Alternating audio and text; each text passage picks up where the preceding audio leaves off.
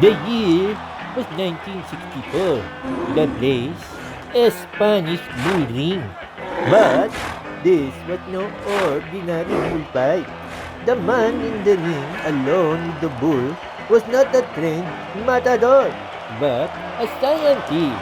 His name was Dr. Jose Delgado. And against this angry bull, he had no sword. His only defense,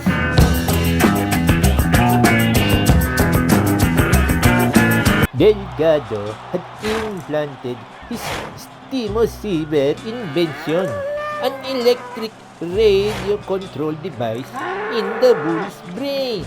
The bull, charged with nerves of steel, Delgado waited until he was just a few seconds away from certain death at the bull's horns. Then he flipped the remote control switch, sending a radio signal to the Stimoceiver in the bull's brain. Suddenly, it was a huge triumph for Delgado, whose Stimoceiver was an electronic device designed to alter animal and human behavior by remote control.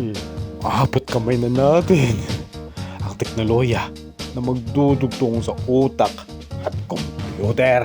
Delgado started his research during Franco's rule in Spain, then moved to Yale University. His early devices had problems. Yung mga wire sa utak papunta sa Stimoceiver, pwedeng maging sanhi ng infection yan at sagabal sa pagsuklay. He developed a subcutaneous Stimoceiver brain implant.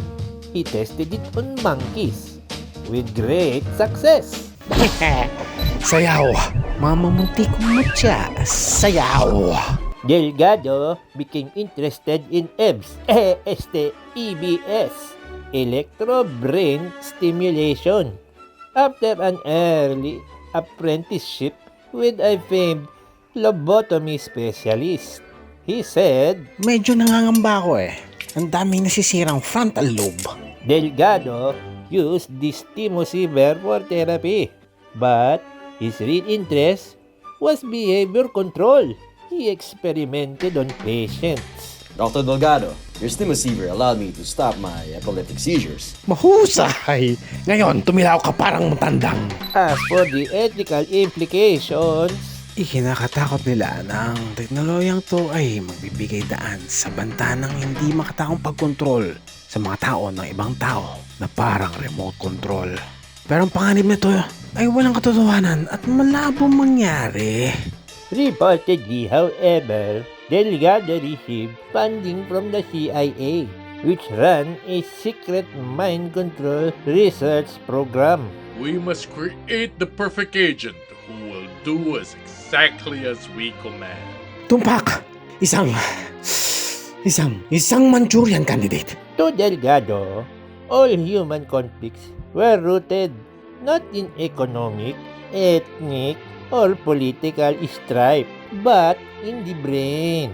If only we could control the brain, he believed we could civilize society. Kailangan natin magapi ang isip ng tao.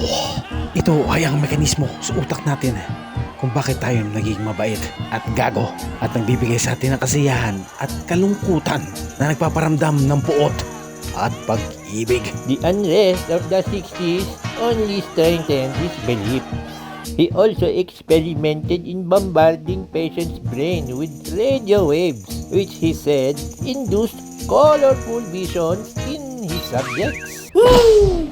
Groovy, Dr. Delgado. What a far-out happening scene. Eventually, Delgado did experience some misgivings. Maaari nating ibahin, maaari nating hubugin, utusan, gawin silang tao-tawang robot. Pero ang matindi doon at mapanganib ay wala silang kamalay-malay na ginagawa na para silang mga tao-tauhang robot. What became of Delgado's mind control technology? There are plenty of theories. Some of them pretty paranoid. Kill. Must kill. Then again, you never know.